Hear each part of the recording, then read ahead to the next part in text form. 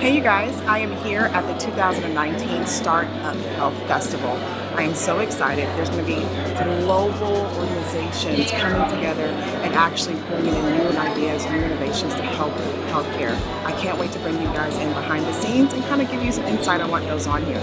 Stay tuned. I have so much in store for you today. With the right mindset, a moonshot vision, and the spirit of an entrepreneur, anything is possible. Anything is possible. Something magical happens when people with passion and purpose collaborate to achieve extraordinary goals. Why shouldn't everyone have access to quality care? We must strive to end cancer and cure disease. Let's prioritize women's health and children's health around the world. How do we bring the cost to zero? Yes, zero. Health isn't a cost, it's an investment in you and me and we, you see? Surely it's time to realign mind, body, and spirit. Oh, and what happens when we rethink healthy food, water, nutrition, and fitness as a human right? Imagine, imagine, imagine.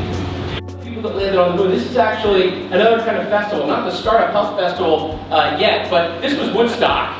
And what it looks like to see 400,000 people in one place. So you can imagine that, going back to that picture of us in the White House in 2011, we were dead serious that we're going to organize all of the people and get them collaborating to achieve these massively important goals and bringing together collaborations. In fact, there were 20,000 companies and universities collaborating to land a man on the moon. That's 400,000 people, 20,000 companies, and the most unlikely of companies participating, like Latex, a bra company at the time, making the spacesuits, and food companies, and computer companies, and camera companies. Everybody had a role. And these 400,000 people woke up every day, not just doing their job of, tightening a bolt or seaming a hem. They were actually participating on landing a man on the moon. To thrive in any organization, when you talk about brand, there's two fundamental questions: who you are and what you do. Now, what we do every day is provide health and health care, and we operate on people, we do a bunch of stuff.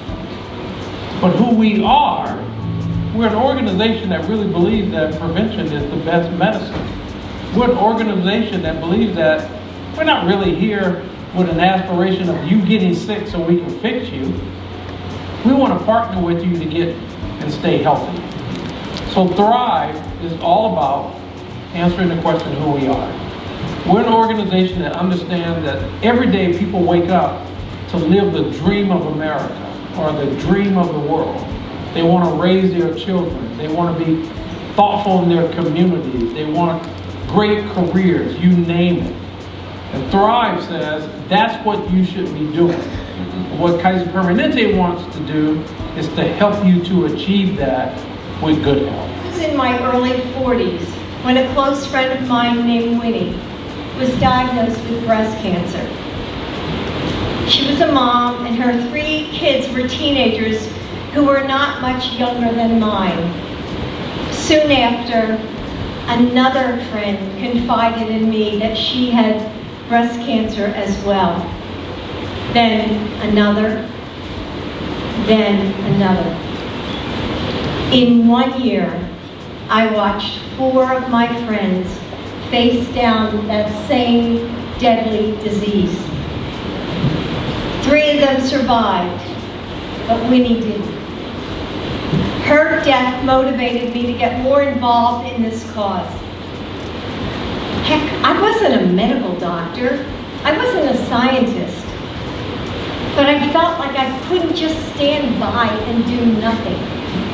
I wanted to combat the fear and the silence that kept women in the dark about their health. So I turned to what I knew best, teaching. And I started the Biden Breast Health Initiative. We focused on education and put together a program to talk to girls in high schools about self-examinations and prevention. And over the next few years, we visited almost every single high school in the state of Delaware. That experience showed me that I didn't need permission to make change. We all have strengths that we can share. There will always be a need for our passions and our talents. You know, mankind being suddenly having a technology that could alter our evolution on a very, very, very short time frame. And when we first launched a year and a half ago, it was like, you know, within our lifetimes. And it's like, well, within the next 5 years. Within the next 6 months, you know. So this kind of compression on evolution is really interesting and important because it's unknowable if you're intimidated by science, unknowable if you're intimidated by technology, and yet we are going to be called upon to have opinions about all these things. And you know, scientists in this case do not want to make these decisions on their own. I think we need to be aware of our unconscious bias and how that affects our interactions literally every day. I think we need to get role models in place, and my experience is diverse teams hire diverse teams. Majority of my hires into my new team, I've built a new team, are women. They include a deaf woman whose professional life is made possible by the technologies that we're talking about day to day. I can tell you that gives you a different view of like the patient experience and what technology can bring into your existence. I think, I mean, and I grew up in Canada, I spent 20 years in the UK. I think, you know, maternity leave, childcare, and support for caring roles, which still disproportionately fall on women, I think is also incredibly important. And I think you have to be explicit about the targets, and we as a company have targets around gender parity at different levels in the company, you know, in a certain time frame, but I think you also have to influence the inputs. I think you have to sit, you know, before you agree to do a panel and say, is this, you know, we don't do mouths. I think you have to sit in recruitment meetings and say, where are the women candidates? I think you have to be very I think what's not working for our entrepreneurs is when you start thinking about features and differentiating what's a feature and what's a business, and how you're going to touch that end consumer, customer, patient. So I know human-centric design is a bit of a buzzword these days also, but really understanding the unmet needs is one of the key things that is working and all over the world. So when you go to these cities around the world, like, what's the ecosystem like? What's the buzz? What are the communities like? Very varied, right, obviously. So I'll give you an example. I mean, one of the things that we pride ourselves at G4A, we have meetups going on in the world, 35 countries. These are passionate individuals, they're individuals that want to start a local ecosystem, create it. This was in the past year, I think most of you guys know, I was born in Ukraine, so somebody from Ukraine, their office reached out and said, how do we get involved with G4A? And I said, actually it doesn't take much. It takes about 50 beers. Just to get things started, a room, and a topic, right? And so that was forming an ecosystem in Kiev, very young, but that first meetup we gathered about 120 enthusiasts, including a company, Cardiomo, who's been making their way outside of Ukraine, right? And 80% of heroin users started on opioids. Staggering. We prescribe the vast majority of opioids in the world in this country. We're not even 5% of the world's population. And with regard to some of these classes of opioids, we're taking 80 to 90% of the world's supply. There's a lot of blame to go around, I think, no doubt. But I think one of the hardest pieces I wrote an op-ed some time ago about this. And when you really start to look at the data, but also be a little existential about this, you realize that the medical community must shoulder a lot of blame here. Even though you and I went to medical school and training around the same time. I think I'm a little older than you are, but certainly look a little older. I'm older. Are you really? I am older. Wow. But we were taught that nobody should be in pain. and that it was the fifth vital sign. You always asked about it, just like you would check heart rate and breathing and blood pressure. You would ask about pain, and people would get opioids, and there's no risk of addiction. That was sort of the conventional wisdom. I think, we should have asked more questions. We should have realized, okay, well, how do you know that? The data was based on primarily chronic cancer pain patients that were terminal. And really, most of the studies were no longer than 6 months. So the idea of someone taking this for non-cancer pain for long periods of time, over months and months, years and years, we just didn't know. We just didn't have the data. So nobody could have made those statements about the low risk of addiction, low risk of abuse. And now we see obviously what's happening with this. So I think the medical community certainly has to shoulder some of the blame. But I think also, in the United States, we've had this culture of consumption for so long. There are countries around the world, I dare say, have the same levels of pain that we do, right? We have no sort of monopoly on pain. So how do these other countries treat it? They're treating it obviously in very different ways pain than we are. We're taking 80 to 90% of this stuff in a country that's 4.7% of the world's population. What's the rest of the world doing? Getting by with it. And I think that ended up being a big question that we started wanting to dig into as well. But the medical community, I think, in addition to many others, does have to take these discussions. But I really realized that the scale is much bigger than even some of the things that I found in my research. Can you give us some idea of what the scale is of what you're trying to do when you're trying to integrate all this data and break it down? Sure. I think to step back and talk about the organization that is HHS, which comprises about 29 different parts. So the parts that you're most familiar with, like FDA and CMS and NIH and CDC, but it's a total of 29 different agencies. And so the enormous amount of information that we collect as a byproduct of managing all of the programs that we do, how do we begin to use that information beyond the primary reporting purposes, so the great statistics that you see and that you read in the newspapers, but how do we actually begin to leverage that information in ways that go beyond that primary purpose? Now, I think we have had a tremendous history with Todd Park and others of really pushing data for researchers and entrepreneurs on what we are really proud of, healthdata.gov. The question was, how are we using those data assets internally?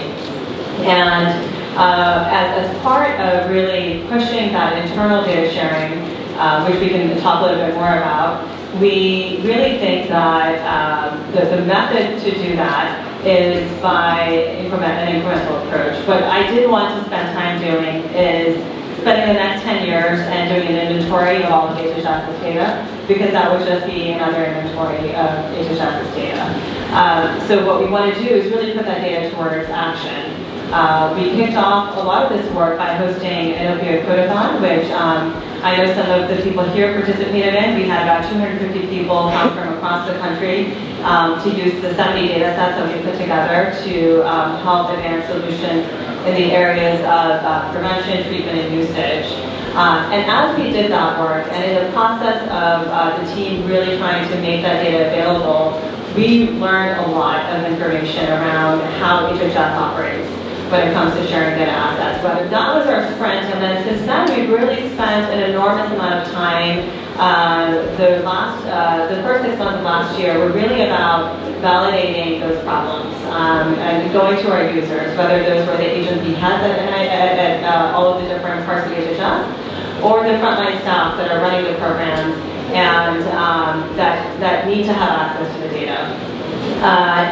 So that was the work that we spent the first 6 months on. We released a report in September, which I hope everybody reads. I always say I think it's a page turner because it really is, it's unusual for any organization really to say, here are the problems that we're facing. Here are the challenges that we have as an organization when it comes to leveraging our own data internally. And that was really our attempt to say, we are acknowledging what the issues are, what the challenges are, as a first step to then really coming up with a roadmap to what the implementation phase should look like. Well, having been there 15 years and talking about health technology for all that time and being proceeding, I can say that within the last 3 or 4 years, there have been some real tangible changes that have been afoot. I mean, discussed for a long time as technology has changed a great deal over the past 10 years as well. But now there are lots of programs that really provide opportunities, I think, for early stage businesses to get some support, some access. Can you tell us about any of those? Yeah, well, we're setting up this year what we call Health Tech Connect, which is a sort of a portal, really, for any sort of digital product that any companies here or entrepreneurs in the US as well as in the UK want to introduce into the NHS. It can come through that Health Tech Connect straight into the NHS. And we want the NHS to be sort of tester for new technology. And obviously it's got to be safe and it's got to be approved and regulated. But we want the NHS to be the most sort of accessible healthcare system in the world for new technology. A lot of these things require changes in culture. And the other thing they really require are changes in business models. And when you have a socialized system, that everything is free, which has a cost, a very high cost. Yeah.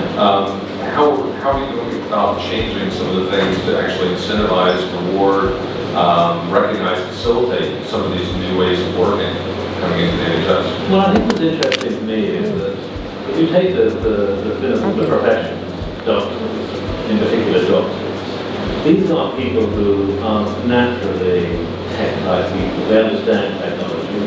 If you look at some of the changes, just look at the medicine changes in sort of medical practice in the UK. I mean, monoclonal antibodies came from the UK.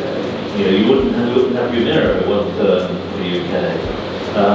We wouldn't have, we discovered DNA, you know, we wouldn't have, and all the Illumina whole sequencing in the US came out of Cambridge. You know, we've always been at the leading edge of new medical practice. And I think that this innate sort of innovativeness in the sort of British culture, if you like, I think we'll see this, you know, at the front of the field of this. Now, of course, I know in California, this is the